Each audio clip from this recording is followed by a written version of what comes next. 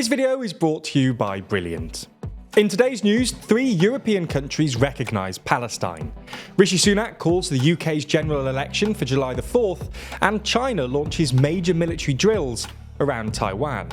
From TLDR News, this is your daily briefing for Thursday the 23rd of May, 2024.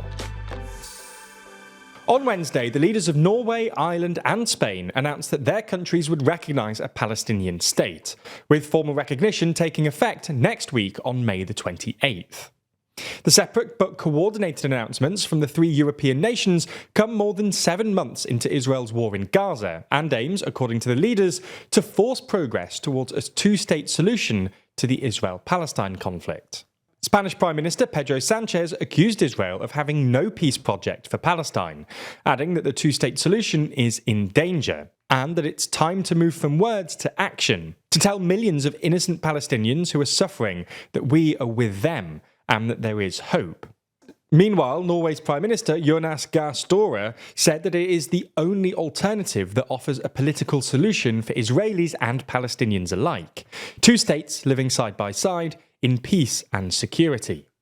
Ireland's new leader, Taoiseach Simon Harris, pointed to Ireland's history and said that Palestine deserves the same right to be recognised as an independent sovereign state that Ireland received after fighting and winning independence from Britain over a century ago, adding that recognition is an act of powerful political and symbolic value.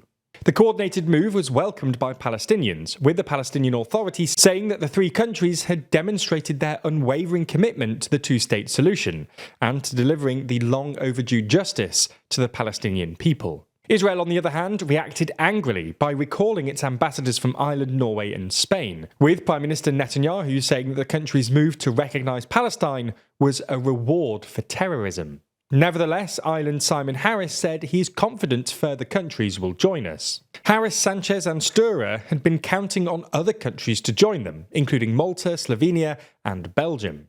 In fact, Belgium had seemed like a likely candidate, given the open support voiced by government ministers.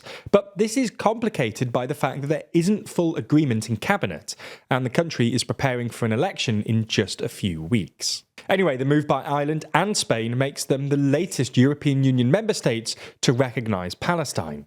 Currently, a minority of EU members do so, most of whom, like Hungary, Poland and Romania, did so in 1988, while they were under Soviet-aligned governments. Most recently, though, it was Sweden, acting alone in 2014, that took the decision to recognise Palestinian statehood. There's more on the way, but remember to subscribe and ring the bell for more daily briefing tomorrow. Plus, if you want to support the channel like Jake Murphy, then consider joining the new TLDR membership programme for just $1.99. Moving to the UK now, where Prime Minister Rishi Sunak has unexpectedly announced the date of the next UK general election. Many of us assumed that such an election would take place in the autumn, with the Prime Minister seizing the opportunity to cut taxes in the run-up to this, in the hope that his party's historically low polling could be turned around. However, following some unfavourable government borrowing figures released yesterday morning, it became clear that tax cuts were just not on the table, and Sunak seems to have decided that it makes more sense to contest the election in July, rather than at the tail end of the year. Each party now has only 6 weeks to convince the electorate that they should be entrusted with the keys to number 10 for the next 5 years. As things stand, Labour are around 20 points ahead in the polls, and barring some electoral miracle, Starmer appears like the most likely candidate to be Prime Minister on July the 5th.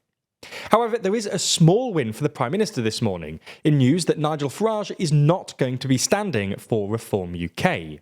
Farage is known as a vote winner and threatened to take even more votes away from the Conservatives. While the threat from Reform UK still exists, it certainly won't be inflicting the maximum damage it potentially could in the campaign period. We'll update you on all the twists and turns on the campaign, not just here, but also on the TLDR UK and podcast channel.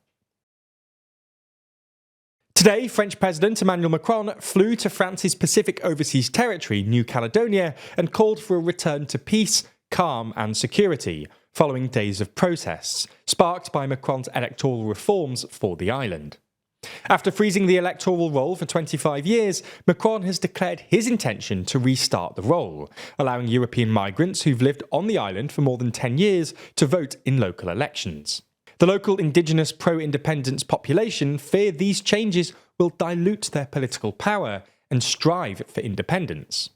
During his visit, Macron will meet with political, economic and youth representatives, with the president saying his discussions will touch on reconstruction, economic support and the most delicate of political questions, the future of New Caledonia. Mr. Macron told reporters earlier a return to peace and security would be the top priority for his trip. The leader of the pro-independence Indigenous Party has said whilst Macron's visit could help ease tensions, Macron needs to offer some kind of political solution. After sending French soldiers to defuse tensions, Macron also said that they will remain in New Caledonia as long as necessary. In other news, China has launched 2 days of major military drills around Taiwan as, quote, strong punishment for what it calls separatist acts by the island, whose new president took office earlier this week. China denounced President Li's inauguration speech, in which he called for an end to Chinese military intimidation and pledged to neither yield nor provoke China's ruling Communist Party, which claims the self-governing island as its territory. China's Eastern Theatre Command said the Joint Swords Drill, which involved the Army, Navy, Air Force and Rocket Force, would practice seizing control of the battlefield and are taking place in the Taiwan Strait, north, south and east of Taiwan, as well as, for the first time, around Taiwan's outlying islands, which sit close to the Chinese mainland. In response, Taiwan has put its missile, naval and land units on alert, while also scrambling fighter jets. The Taiwanese Defense Ministry said China's irrational provocation has jeopardized regional peace and stability, and added that Taiwan didn't want conflict, but will not shy away from one. And finally, in some uplifting news, we head to Canada, specifically the province of Manitoba, where a farmer who had millions of kilograms of surplus potatoes managed to put them to good use. After an exceptionally good year for potato growing, farmer Isaiah Hofer fulfilled his order, but was left with some 4.5 million kilograms of leftover potatoes. He could have used them for animal feed or let them rot to be used as fertilizer. But working with a non-profit FarmLink project, he managed to donate them to food banks and organisations across North America, despite the obvious logistical challenges. When making videos like this, we rely on tons of data analysis to interpret crucial economic data and understand political decisions.